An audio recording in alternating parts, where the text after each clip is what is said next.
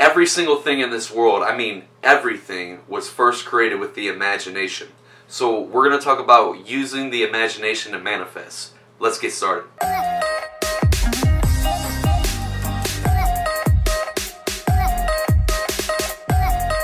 What is up, my winning friend? My name is Zach and welcome back to another video.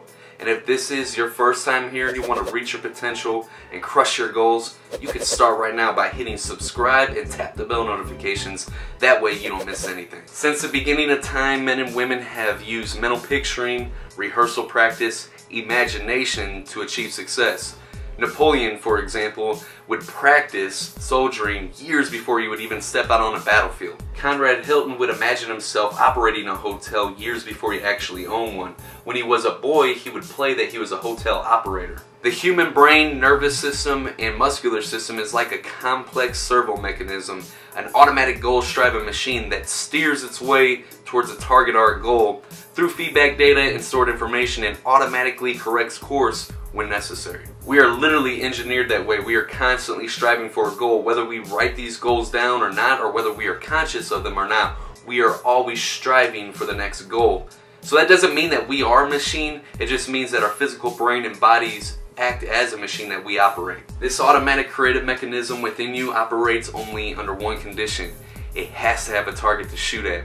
Like literally, you have to be able to see something clearly in your mind before you can go and do it. Once you can see this thing clearly in your mind, your automatic creative mechanism takes over and does the job far better than what you could do with conscious effort or willpower. Instead of trying hard with conscious effort and willpower, and all the while worrying about all the things that could go wrong, you literally stop, no strain, relax, and you feed your creative success mechanism the target that you really want to hit. Thus, by mentally picturing the target that you really want to hit, you force yourself to use positive thinking. You are not relieved of your efforts and work after this, but your efforts are actually used to propel you towards your goal. Instead of having that mental conflict in your mind where you want to achieve this goal, but you're picturing yourself that you can't do it, and it just doesn't work that way. So this way, by picturing and using positive thinking, you're literally forcing your creative mechanism to propel your actions towards your success. You can also use this creative mechanism to create a more adequate self-image. Whether you know it or not, how you view yourself determines your attitudes and behaviors. So if you see yourself as a failure or someone that's inferior, those are the type of results that you're going to get. So you can use this creative mechanism to change that, to build a more adequate, more powerful self-image. Before a person can change his personality, before he can change himself, he must first see himself in this new position. Now, the key with this self-image psychology is not to build this all-powerful, arrogant, egotistic, all-important self-image. That is unrealistic and inadequate, just as the inferior self-image is inadequate.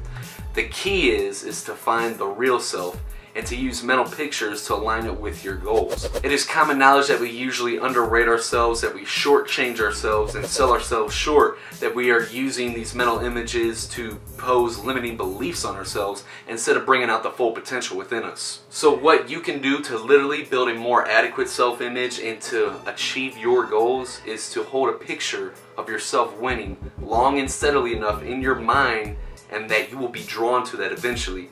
If you picture yourself vividly as defeated, that thought there alone will contribute to your defeat and you will fail.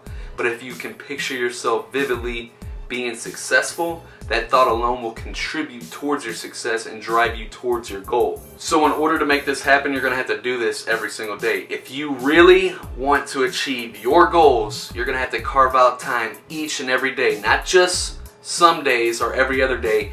Every single day, make time where you can get by yourself and you can literally visualize, imagine yourself being successful and achieving the goals that you have for yourself. And the best way to do this when you're first getting started is to start with a more short-term goal, something that you can accomplish and do today, tomorrow, or this week, and do a bunch of those in succession and build up the confidence, so then you can start visualizing and imagining those more long-term, bigger goals, something that's more weeks and months and years down the road. Start with the smaller ones, build that confidence up, and do it every single day. The key is to practice this every single day and hold that picture in your mind as much as possible. The more you do it, the more you will be drawn to it. We become what we think about constantly. If this video was helpful to you in any way, shape, or form, and you want to learn more about using your imagination and hacking the subconscious mind, then check out this playlist right there. Share this video on Facebook, and if you're part of any personal development groups, you can share with your friends there.